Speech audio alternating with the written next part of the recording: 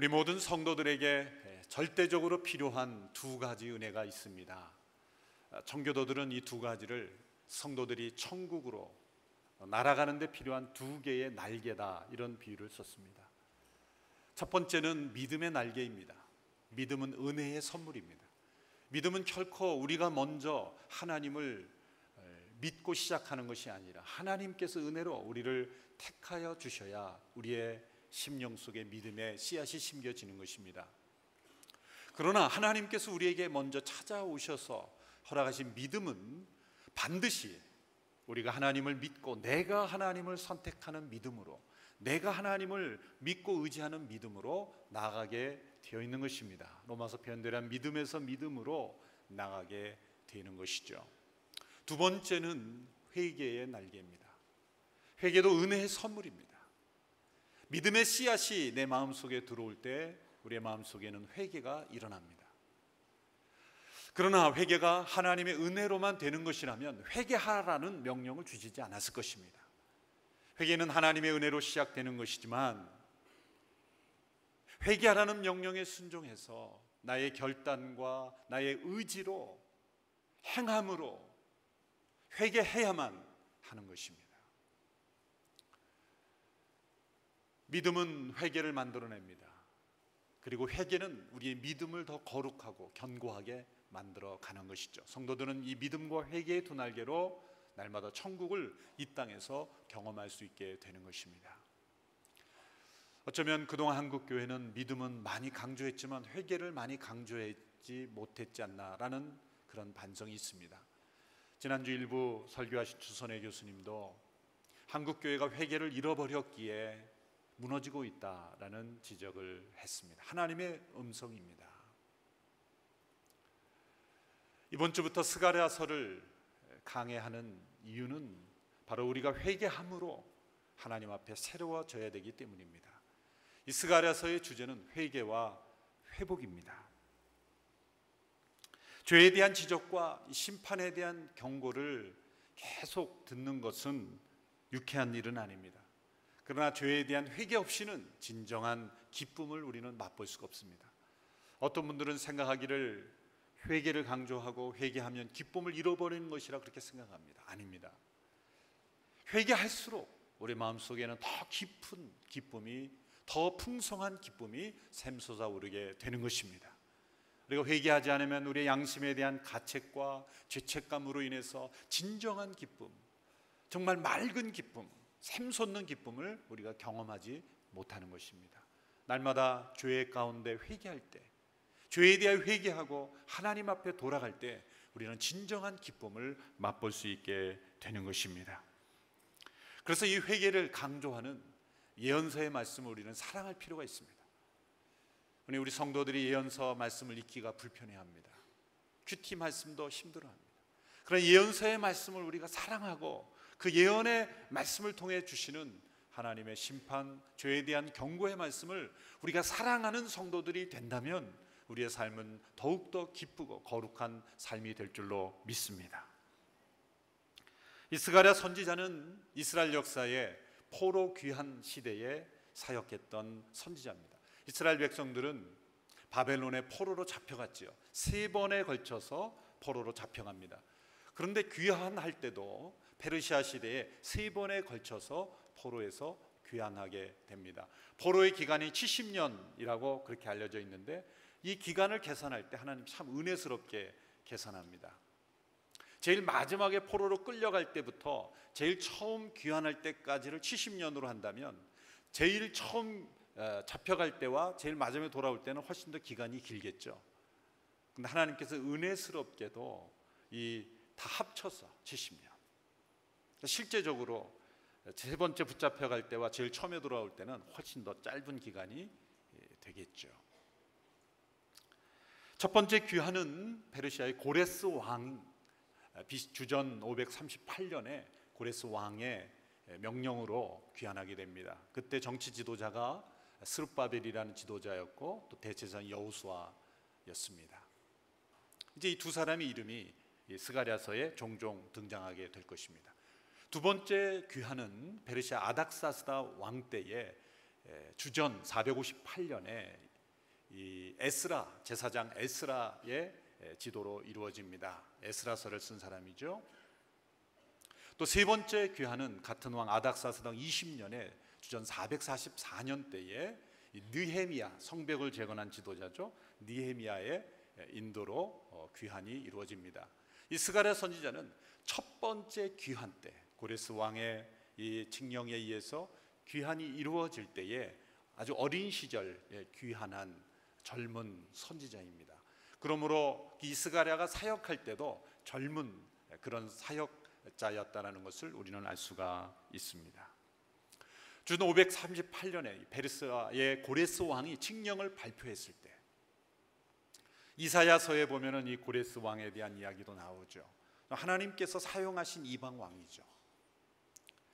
포로에 잡혀왔던 그 이스라엘 백성들을 되돌려 보내주면서 성전을 재건할 수 있는 그런 금품도 제공해주고, 그리고 성전의 재건에 필요한 그들이 느부갓네살 왕 때에 빼앗아 왔던 성전의 기물도 다 다시 돌려주면서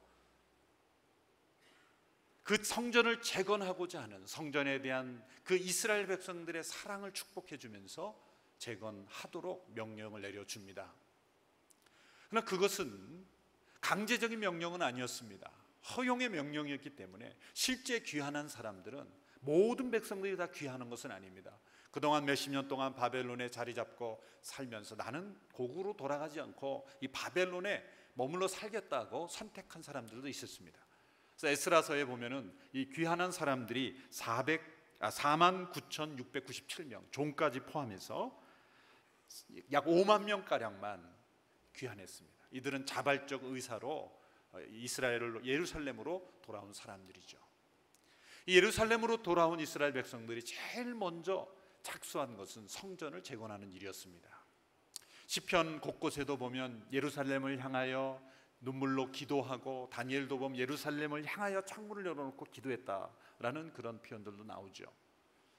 예루살렘 성전을 중심으로 하는 그들의 신앙에 대한 그 추억 때문에, 그 기억 때문에 그들은 바벨론 강가에서 그들은 눈물을 흘리며 기도하며 예루살렘을 향한 그러한 사랑을 불태웠습니다. 그러므로 이 포로에서 귀환한 사람들이 제일 먼저 착수한 일은 성전을 재건하는 일이었습니다. 에스라서에 보면은 그 배경이 잘 나와 있습니다. 그들은 눈물을 흘리며 성전에 기초를 놓았습니다. 나이가 많이 든 연세 드신 분들은 예전에 그 솔로몬의 영광스러운 성전과 비교해서 너무나 초라한 모습을 보면서 눈물을 흘렸어요. 그런 한편으로 이런 성전이라도 우리가 재건할 수 있도록 허락해 주신 하나님께 감사하며 기쁨과 슬픔이 교차되는 눈물을 흘리면서 그들은 성전의 기초를 놓았습니다. 그러나 사마리아인들과 주변의 민족들이 이것을 환영할 리가 없죠. 그들은 방해했습니다. 위협하기도 했습니다. 거짓말로 상소하기도 했습니다. 바벨론 왕들에게, 페르시아 왕들에게 계속해서 이들이 반역을 꿈꾸고 있다 음모로 제기해서 그 거짓으로 상소를 올려서 방해를 놓았던 것이죠. 때로는 위협하기도 했습니다. 이런 위협 앞에 결국 그들은 무릎을 꿇게 되고 성전 재건이 중단되었던 것입니다. 그로부터 약 16년의 시간이 흐르게 된 것이죠. 스가랴 1장 1절에 왕의 이름이 등장하는 다리오 왕 때까지, 다리오 왕 2년 때까지 성전 재건은 중단된 채 16년의 시간이 흘렀던 것입니다. 다리오 왕 2년, 이제 성전 재건 사업이 중단된 지 16년의 세월이 흐른 시점에 하나님께서는 두 명의 선지자를 보내십니다. 학개와 스가랴 선지자입니다. 에스라 5장 1절 2절을 우리 같이 한번 읽어보겠습니다. 에스라서 5장 1절 2절 시작. 예언자 학개와 이도의 자손인 예언자 스가랴가 유다와 예루살렘에 사는 유다 사람들에게 이스라엘 하나님의 이름으로 예언했습니다. 그러자 스알디엘의 아들 스룹바벨과 요사닥의 아들 예수아가 일어나 예루살렘 하나님의 집을 다시 세우기 시작했습니다. 그때 하나님의 예언자들이 그들과 함께하며 도왔습니다. 그러므로 스가랴 선지자는 학개 선지자와 함께 동역했던 인물입니다. 16년 동안 방치되었던 하나님의 성전, 이 성전을 다시 재건해서 하나님과의 관계를 회복하도록 하는 것이 이들의 사명이었습니다. 연대를 계산해 보면 학개 선지자가 먼저 시작합니다. 학개 선지자는 다리오 왕 2년 이 6번째 달에 사역을 시작합니다. 학개 선지자가 2번 메시지를 전한 다음에 스가랴 선지자가 메시지를 전합니다. 또 스가랴가 메시지를 전하고 또 다시 학개 선지자가 짧게 2번 메시지를 전합니다. 그래서 교차적으로 몇 달 간격으로 학개 스가랴 선지자가 함께 동역을 하게 됩니다. 학개서의 메시지는 아주 짧습니다. 단도직입적으로 학개서는 책망을 합니다. 너희가 잘못되었다. 성전을 재건하라. 너희는 우선순위가 틀렸다. 너희들은 이기적이다. 하나님의 말씀을 아주 강하게 남성적으로 책망하며 말씀을 전합니다. 근데 스가랴의 분위기는 다릅니다. 스가랴도 동일하게 회개를 강조하지만 스가랴에서는 학개서에서 나오지 않는 것들이 있습니다. 아름다운 환상들이 나옵니다. 8개의 환상으로 장차 이루어질 성전 재건과 이스라엘의 회복의 모습을 아름다운 모습으로 환상으로 보여주는 것이죠. 또 미래에 대한 아름다운 이스라엘의 회복의 예언들을 보여주고 있습니다. 더 나아가 메시아 예수 그리스도, 장차 오실 예수 그리스도를 통해 이루어질 하나님의 나라, 이 아름다운 그런 예언들을 통해서 이스라엘 백성들을 격려하고 위로하고 그들을 회복시키듯, 여러분 사람을 회개시키는데도 2가지 방법이 있어요. 하나는 책망을 통한 것이 있고 하나는 따뜻한 위로와 격려를 통해 스스로 뉘우치도록, 스스로 결단하도록 만드는 것입니다. 그래서 학개서의 메시지가 남성적이고 또 부성적이라고 한다면 스가랴서는 여성적이고 모성적인 그러한 메시지라고 볼 수가 있는 것입니다. 이 스가랴서를 통해서 보여주시는 건 무엇입니까? 학개서에 나와 있지 않는 메시지, 그것은 성전을 재건하는 자체가 하나님의 뜻이 아니라는 거죠. 건물이 완성되면 모든 것이 다 이루어졌다고 생각하는 그런 사람들이 있을까 봐 하나님은 성전을 재건하는 것 자체가 하나님의 뜻이 아니다. 하나님의 뜻은 그건 넘어에 있다. 보이지 않는 하나님의 성전, 하나님의 나라, 하나님과의 관계 회복, 내면에 하나님과의 관계가 회복되지 않은 성전 재건은 아무 의미가 없는 것이다. 그래서 학개와 스가랴서는 함께 우리가 읽어야 하는 것입니다. 결국 이 학개 스가랴의 협동 사역으로, 아주 아름다운 팀워크의 사역으로 16년 동안 방치되었던 성전 재건이 다시 이루어집니다. 4년 만에 주전 516년에 완성됩니다. 에스라 6장 14절 15절의 말씀을 우리 같이 한번 읽어보겠습니다. 시작. 그리하여 유다 장로들은 예언자 학개와 이또의 자손 스가랴 예언에 힘입어 건축을 성공적으로 진행해 나갔습니다. 그들은 이스라엘의 하나님의 명령에 따라 페르시아 왕 고레스, 다리오, 아닥사스다의 칙령에 따라 드디어 성전을 완공했습니다. 성전이 완공된 것은 다리오 왕 6년 아달월 3일이었습니다. 학개와 스가랴의 선지자의 사역을 통해서 결국 그 사명은 완성됩니다. 보이는 것은 성전 재건의 사업이었지만 하나님의 더 깊은 뜻은 보이지 않는 하나님의 성전이 완공되는 것, 하나님의 백성들이 하나님을 예비하는 자로 하나님과의 관계를 회복한 하나님 나라의 백성으로 변화되는 것, 그것이 하나님의 목적입니다. 그것은 회개를 통해서만 이루어질 수 있는 것이었습니다. 스가랴 선지자가 사역했던, 말씀을 전했던 대상은 포로에서 귀환한 사람들이에요. 바벨론에 그냥 있어도 되는데 돌아올 것을 선택한 사람들입니다. 그러므로 바벨론에 남아있던 사람들보다는 그래도 더욱 하나님을 사랑했던 사람들입니다. 열망이 있었던 사람들입니다.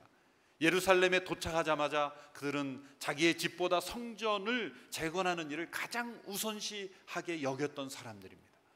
그런데 외부의 방해가 오기 시작했을 때 어느 순간부터 그들은 우선순위가 바뀌기 시작했어요. 열정이 식어지기 시작했어요. 첫사랑이 식어지기 시작했습니다. 우선순위가 바뀌게 되고 하나님은 그들의 삶의 우선순위에서 점점 밀려가게 되었다는 거예요. 여러분, 우리 자신을 되돌아보면서 혹시 우리의 신앙에서 우선순위가 뒤바뀐 채로 우리의 삶이 흘러내려가고 있지 않은지, 이스라엘 백성들이 성전 재건을 방치하며 하나님을 우선순위에서 제외시키고 16년 동안 시간이 흘러갔던 것처럼 우리의 믿음의 여정이 혹시 방치된 채로 오랜 시간 흘러가고 있지 않은지, 만약 그렇다면 우리의 신앙은 회개해야 한다는 거예요. 믿음의 생활에서 무서운 것이 매너리즘입니다. 매너리즘은 하나님을 모르는 사람이 빠지는 것이 아니라 한때 하나님을 사랑하고 하나님을 사랑하는 사람들이 그 가슴이 식어질 때 빠지는 거예요. 두 가지 현상이 일어나요. 첫 번째는 착각과 망상에 빠져요. 종교적 의식과 행사에 참여하면 모든 의무를 다 이행한 것으로 생각하게 되는 거예요. 하나님이 원하시는 것은 우리의 마음인 것입니다. 우리의 마음으로 하나님을 온전히 예비하지 않고 우리의 진심이 담겨있지 않은 것은 하나님이 받으시지 않습니다. 여기서 더 나아가면 망상일 뿐만 아니라 반항까지 하게 돼요. 말라기서에 보면 하나님께 반항하는 사람들이 나와요. 하나님이 막 지적하십니다. 내가 너희들 때문에 괴로워, 내가 너희들 때문에 아주 지겨워. 그런 말씀들을 하니까 대꾸를 할 때 어떻게 대꾸하냐면, 하나님, 우리가 언제 하나님을 괴롭게 했습니까? 언제 우리가 하나님을 힘들게 했습니까? 변명뿐만 아니라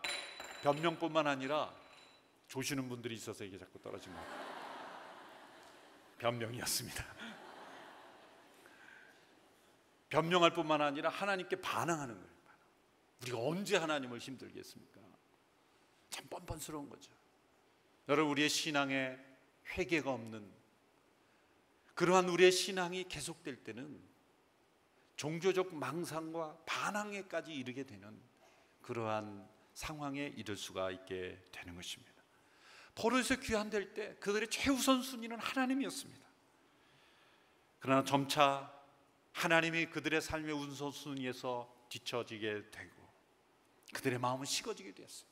학개서 1장 2절에 보면 그들의 식어진 마음을 학개는 이렇게 지적하고 있습니다. 우리 같이 한번 읽어볼까요? 시작.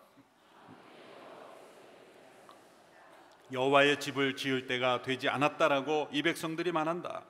여호와의 집을 지을 때가 아직 되지 않았다, 때가 아직 되지 않았다. 얼마나 우리가 자주 사용하는 표현입니까? 언젠가 내 믿음도 좋아질 때가 있겠지, 아직 때가 아니야. 막연한 기대로는 절대 믿음이 좋아지지 않습니다. 다른 모든 계획들은 신속하고 아주 철저하게 결단하고 실행하면서 유독 믿음에 관해서는 철저하게 실천하지 않고 미룹니다. 지연시킵니다. 바로 우리의 믿음의 회개가 필요하다는 증거입니다. 학개서의 말씀을 통해서는 아주 강하게 책망을 합니다. 그런데 스가랴서의 말씀을 통해서는 이렇게 말씀하십니다. 내게로 돌아오라. 똑같은 책망이요, 똑같은 도전이지만 얼마나 사랑이 가득한 말씀입니까? 내게로 돌아오라는 말씀, 어떤 말씀입니까? 받아주겠다는 말씀이죠. 그래서 은혜의 초청입니다. 똑같은 회개의 도전이지만 너희들이 돌아오면 내가 받아줄 준비가 되어 있다. 여러분, 항상 기뻐하고 쉬지 말고 기도하라고 말씀하시는 분은 언제나 들어 응답할 준비가 되어 있다, 그런 뜻입니다.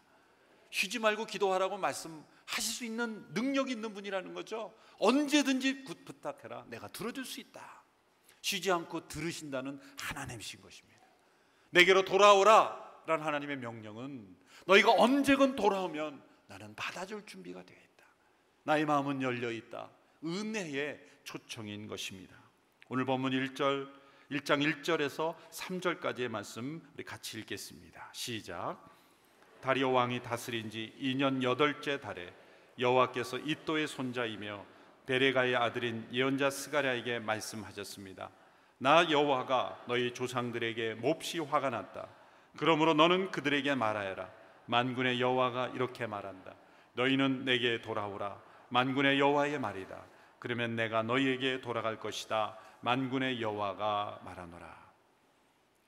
하나님께서 내게 돌아오라 라고 요청하시는 이유는 무엇입니까? 하나님께서 원하시는 것은 그 시대의 사람들에게 지금 당장 주어진 과제는 성전을 재건하는 것이지만 그것 자체가 아니라는 것이죠. 성전을 지으라고 너희들을 노동력을 이용하는 것이 아니라 내게로 돌아오는 것이 하나님의 목적인 것입니다. 하나님은 건물의 목적이 아니라 백성들, 하나님의 백성들이 목적이라는 것입니다. 이 돌아오라라는 말씀을 주시면서 반복해서 덧붙여 주신 말씀이 있죠. 그것은 만군의 여호와라는 하나님의 칭호입니다. 다시 3절을 다시 한번 보십시오. 이렇게 되어 있습니다. 그러므로 너는 그들에게 말하여라. 만군의 여호와가 이렇게 말한다. 너희는 내게 돌아오라. 만군의 여호와의 말이다. 그러면 내가 너에게 돌아갈 것이다. 만군의 여호와가 말한다. 한 구절에 3번씩이나 반복해서 만군의 여호와, 만군의 여호와, 만군의 여호와. 스가랴 전체에서 53번이나 사용됐어요. 구약 성경 전체에서 거의 30%가량이 다 스가랴서에 사용됐어요. 왜 만군의 여호와를 강조합니까? 만군의 여호와는 이스라엘의 하나님뿐만 아니라 모든 세계의 영광을 받으시고 높임을 받으시고 다스리실 수 있는 하나님이시라는 거예요. 전지전능하시며 통치하시는 통치자라는 거예요.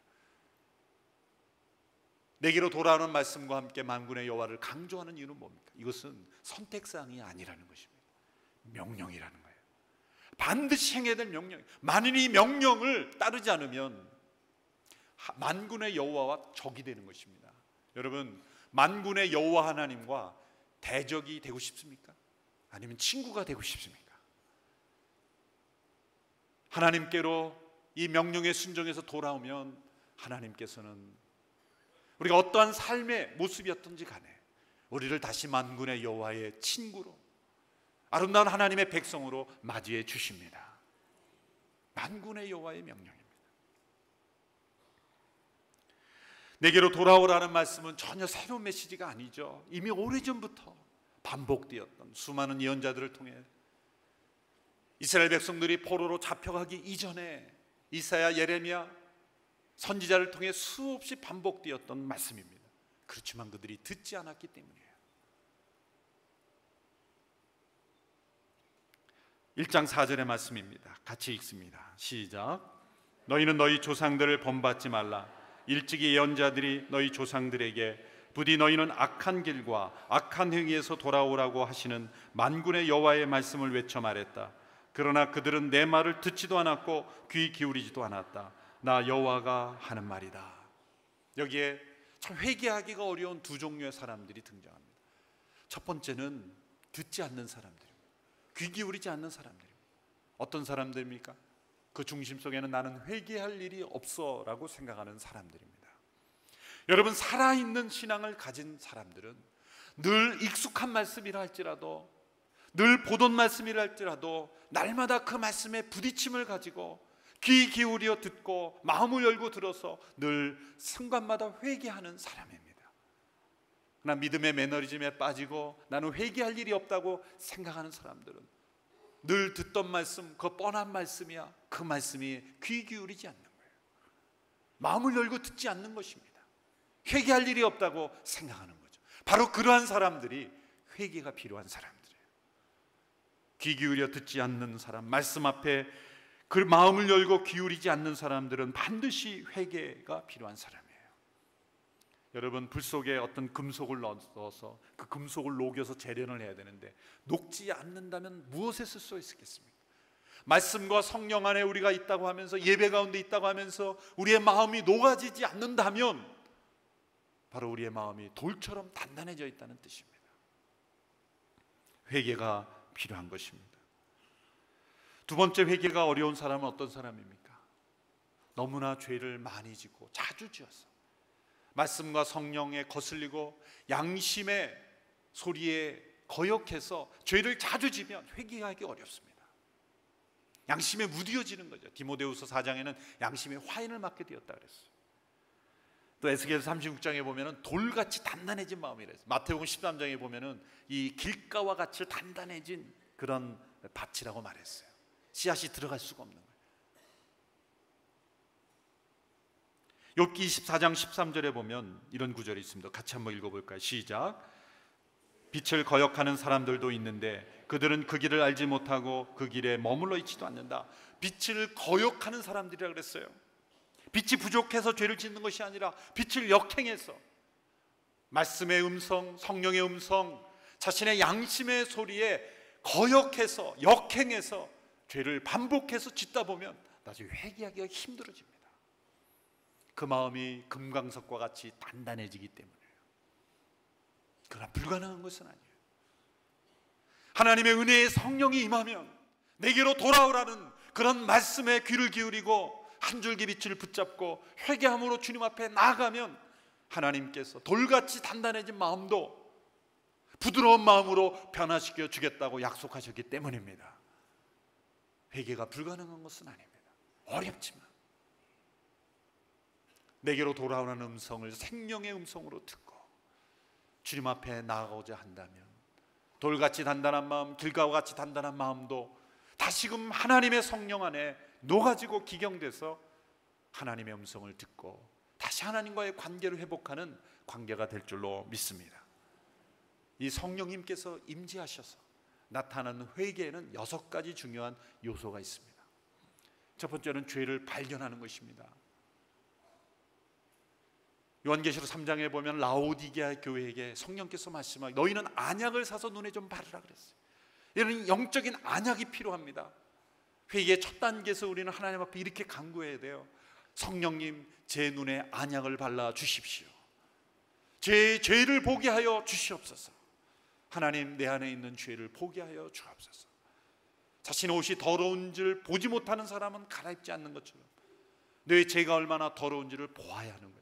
발견해야 하는 것입니다. 두 번째는 그 죄를 슬퍼하는 것입니다. 슬퍼하는 것입니다. 여러분, 죄를 슬퍼하지 않고는 절대 회개가 일어나지 않습니다. 산고의 고통, 그 산고의 고통이 없이 생명 잉태될 수 없듯이 죄를 슬퍼하는 슬픔이 없이는 절대 생명의 회개가 일어나지 않는 것입니다. 시편 51편에서 하나님께서 구하시는 제사는 상한 심령이라 그랬습니다. 시편 56편 8절에 보면 이런 고백을 합니다. 내 눈물을 주의 병에 담으소서. 이거는 무슨 뜻일까요? 여러분, 그냥 우리 세상에서 흘리는 눈물은 다 땅에 떨어져 말라 없어지지만 회개의 눈물은 하나님께서 하나님의 병에 담으신다는 거예요. 그 눈물을 하나님께서 담으신다는 거예요. 기억하신다는 거예요. 이 슬픔은 2가지 종류가 있죠. 이 도둑질하다 잡힌 사람이 막 슬퍼합니다. 근데 사실은 그 슬픔은 죄를 슬퍼하는 것이 아니라 자신이 앞으로 당할 형벌 때문에 슬퍼하는 거죠. 아니, 어떤 사람은 내가 안 들킬 수도 있었는데 그리고 안타까우면서 슬퍼하는 사람도 있을 수 있겠죠. 그러나 형벌을 슬퍼하는 것과 이제 자신의 죄를 슬퍼하는 것은 다른 것입니다. 세 번째는 죄를 고백하는 것입니다. 얼마 전에 제가 장염에 걸려서 처음으로 제가 그렇게 심하게 토해 본 적이 없는 것 같아요. 정말 온 몸이 머리부터 발끝까지 그냥 몸을 짜내듯이 그 몸 안에 들어온 불순물을 꺼내기 위해서 왜 이렇게 몸이 아픈가 했더니 그 불순물을 꺼내기 위해서 막 몸이 요동을 치는 거죠. 수차례 구토를 하고 토하고 나니까 몸이 조금씩 돌아오는 거죠. 생명의 신비 아닙니까? 여러분, 몸 안에 있지 말아야 될 것이 들어가면 몸에 이상한 반응이 일어나고 구토를 일으키는 거죠. 여러분, 고백이란 그것입니다. 우리의 영혼 속에 들어오지 말아야 될 불순물이 들어오게 될 때는 우리의 영혼은 토하게 돼 있는 거예요. 안 토하면 그 죽은 생명이죠. 죽은 자죠. 고백이란 바로 우리의 영혼에 들어오지 말아야 할 불순물이 들어왔을 때 우리의 영혼이 그 죄를 끄집어내서 토해내는 것, 이것이 바로 고백인 것입니다. 여러분, 자신의 죄를 토하지 않고 고백하지 않은 자들이 어떤 고통을 당했는지는 시편 기자들이 이렇게 고백했습니다. 시편 32편 3절 4절에 이런 고백이 있습니다. 우리 같이 한번 읽어볼까요? 시편 32편 3절 4절 시작. 내가 죄를 고백하지 않고 온종일 신음할 때 내 뼈들이 다 녹아내렸습니다.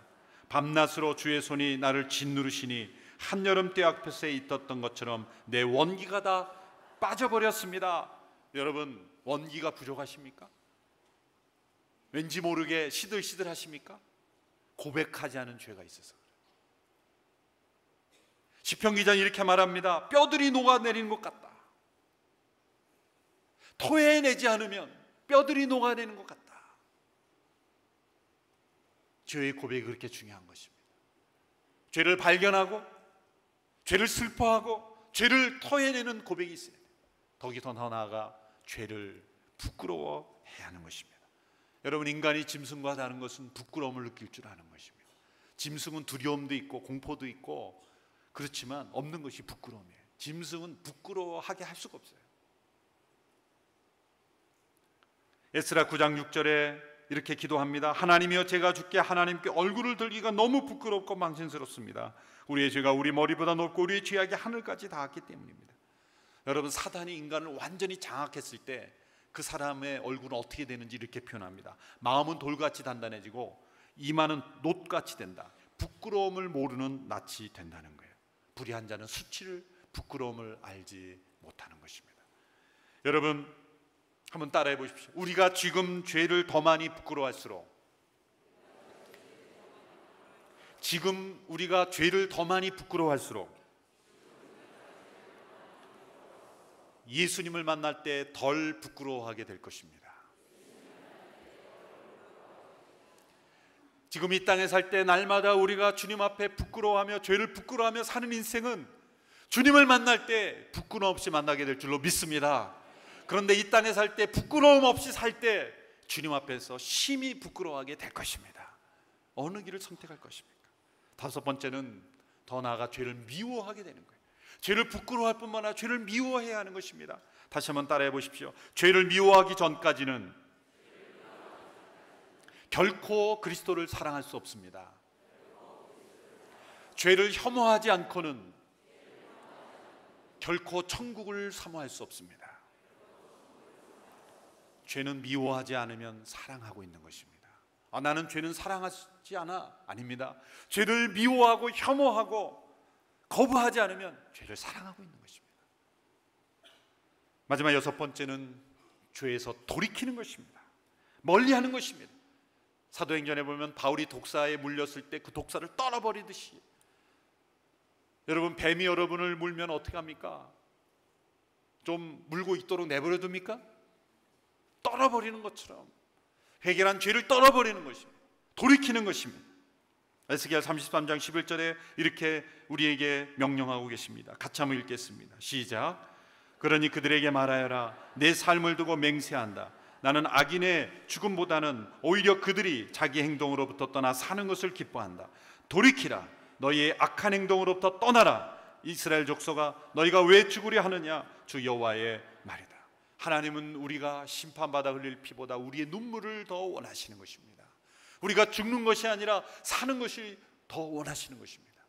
우리가 만약 하나님께로 돌아가면 하나님께로 우리에게 돌아오실 것입니다. 하나님이 우리에게 돌아오시면 하나님의 천군 천사가 우리 편이 될 것입니다. 우리 모든 위험에서 보호해 줄 것입니다. 하나님 우리 편이 되시면 우리 일 안에서 일하는 모든 상황들은 합력하여 선을 이루게 될 것입니다. 심지어 고난조차도 축복이 될 것입니다. 때로 우리의 삶이 건강해질 수 있을 것입니다. 우리의 마음이 어떠한 상편에서도 이길 수 있는 승리의 삶이 될 것입니다. 그래서 하나님께로 돌아가는 것이 중요해요. 하나님께서 우리에게 돌아오시기 때문입니다. 하나님의 얼굴을 우리에게 다시 회복시켜 주실 것입니다. 우리에게 예정된 진노가 사라질 것입니다. 성경에서 반복돼서 우리에게 보여주시는 겁니까? 예정된 진노라도 돌이키면 하나님께서 돌이키신다는 거예요. 그래서 내게로 돌아오라 우리에게 말씀하시는 거예요. 그러나 많은 사람들은 돌이킬 수 있을 때 돌이키지 않아서 하나님의 심판을 받습니다. 이스라엘 조상들을 예를 들면 이렇게 말하죠. 너희 조상들은 돌아올 수 있는 시간이 있었을 때 듣지 않고 귀 기울이지 않아 심판을 받았다. 하나님의 말씀대로 이루어지고 나서야 그들은 돌이켰다는 거죠. 스가랴 1장 5절 6절의 말씀 우리 같이 읽습니다. 시작. 너희 조상이 어디 있느냐? 예언자들이 영원히 사느냐? 내가 내 말과 내 규례들을 너희 조상들이 듣도록 내 종 예언자들에게 말하라고 명령하지 않았느냐?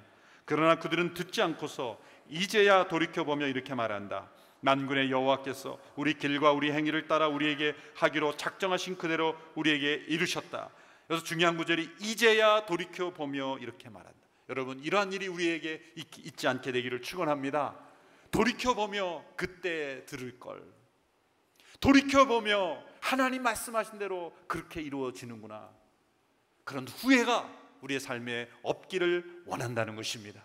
보라, 지금이 은혜 받을 만한 때라고 말씀하셨습니다. 언젠가 복음의 날, 생명의 날, 은혜 받을 만한 때가 끝나는 때가 올 것입니다. 지금 바로 회개하여 하나님께로 돌아오게 되어야 하는 것입니다. 회개하지 않고 더 오래 끌면 끌수록 위험합니다.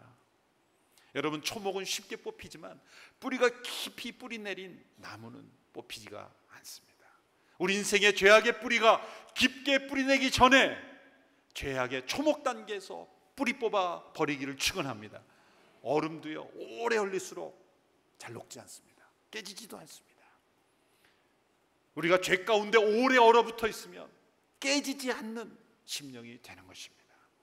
그러므로 더 속히 회개할수록 우리는 더 빨리 회복될 수 있고 더 적은 책임을 지게 될 것입니다.